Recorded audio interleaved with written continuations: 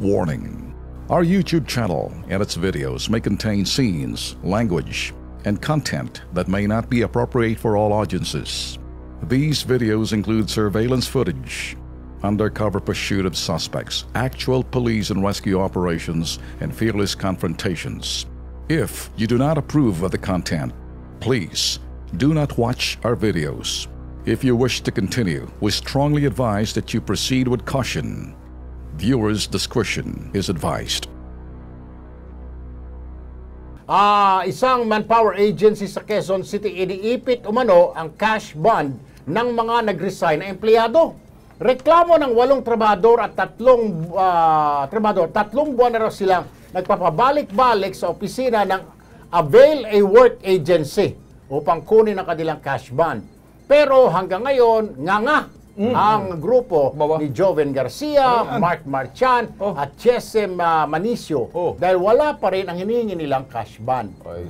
Kasama natin sa studio po sina Joven, Mark at Jesem. Magandang hapon sa inyong tatlo. Magandang hapon din, sir. Alright. Magkano itong cash bond na pinag-uusapan natin? Sa amin po kasi 10,000. Natapos kasi namin yung maximum limit ng cash bond na 10,000. Ano bang napagkasunduan niya? Pagkatapos mo kung ayaw mo na, ibabalik sa'yo, di ba? Yes po. 2 to 3 months process daw, sir. O nakailang buwan na kayo?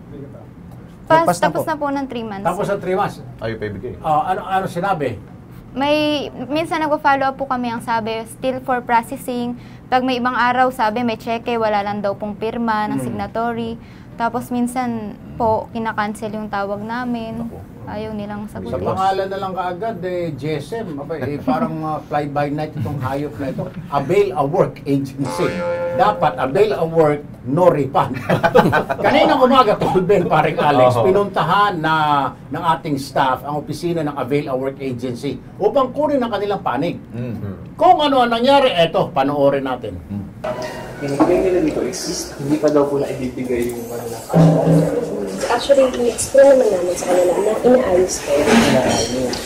Estimated date, ma'am, ng kailan kaya. Kaya nang sinasabi ko sa kanila, hindi kasama makapagbigay ng exact date kung hindi ko pahawak. Bali, meron kasi inaayos si Avail payroll.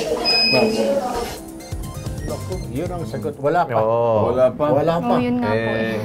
Paring Erwin, kung ngayon sikat na ho kayo sa Kilos Pronto, dapat yung bilisan ang proseso na ho yan. Dapat ibigay, di ba? Hindi dapat sa mga ganong cash bond, paring Alex, dinideposito sa bangko yan.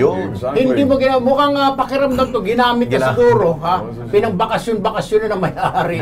Yung mga pera ng kawawang ng mga manggagawang ito. Sino yan? Ito, bigyan linaw tayo sa issue nito. Makakausap natin si Warren Agustin ng Avail a Work Manpower Agency. Magandang hapon, Warren. Warren Agustin, good afternoon. Yeah, good afternoon po, Warren. Can you hear us? Sir? Pinutol, binaba. Itong, hindi siguro maisagot. Pero ewan ko kung sinasadya nitong mga kumag na to. Makinig kayo, Avail a Work Manpower.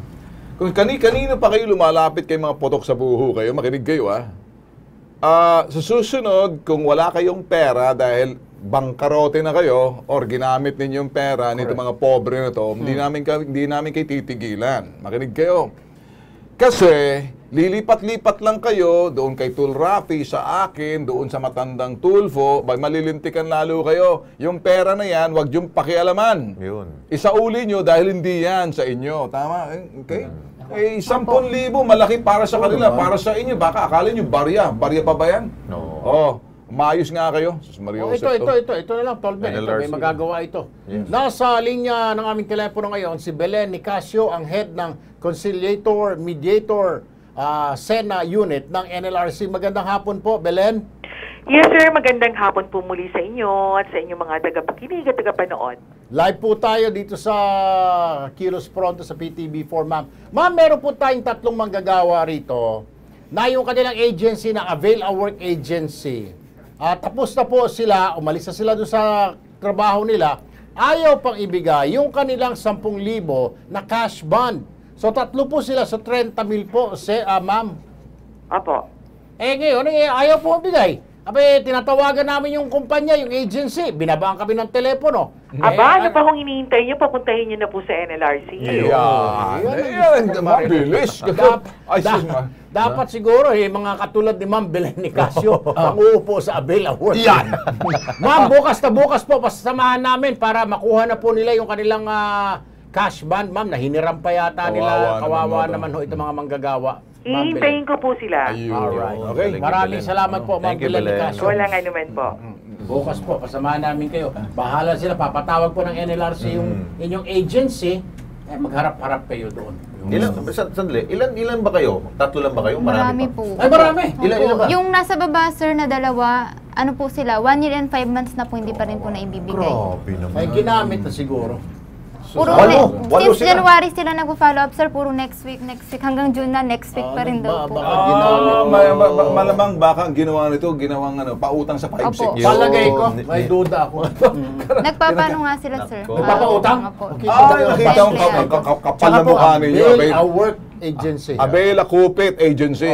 Kupit. Kung ang kayo tawag ay sa inyo. nagtatrabaho, di bali na lang ho, maghukay kayo ng kalsada dyan, kaysa lumapit yun sa lukulukong Avail a Work na ito, iwa 1, 2, 3 yung pera nyo dyan. Diyos ko Ay, po. Abela 123 Agency. Yun ang tama.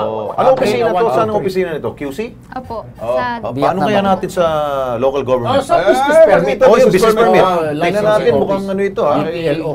Aki ito, Avail Ladron Agency. Yan, yan. Ladron, Yan, yan. nanakaw sa Pwede rin Espanyol. yan. Talaga ba? Okay, ito na. Bukas. Bukas na bukas yan. Makakatulong kami dyan. Okay? Kaya lang sigurado, baka magpuntahan yung sandamakmak ng kapareho ninyo. Pipilang. Magsasara na to. Ituro nyo na lang agad sa NLRC. Kaya yun, parang gano'n na. Okay.